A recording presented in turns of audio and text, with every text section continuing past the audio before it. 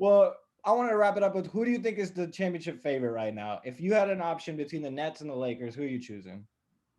I take the Nets. I know it sounds scary to some people, like not scary, but crazy to some people. But like, if the Nets have an average defense, and we have to see what happens with the buyout market. Maybe Andre Drummond gets bought out and goes there. I don't know how much it really helps them, but it's another big body to throw to Anthony Davis in the playoffs. It can't hurt.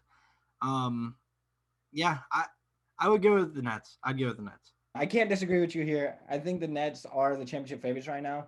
If I had money, which I don't because I'm broke, and once again, that's why I'm doing this podcast, I would spend all that money putting it on the Nets because I think the Nets have a very, very good chance of winning the championship, right? And I looked at it last year. I remember when I was watching the finals, I'm like, the Lakers and the Heat just seems like not a real championship finals. And especially now with AD out, the Lakers are really weak. So AD's not healthy.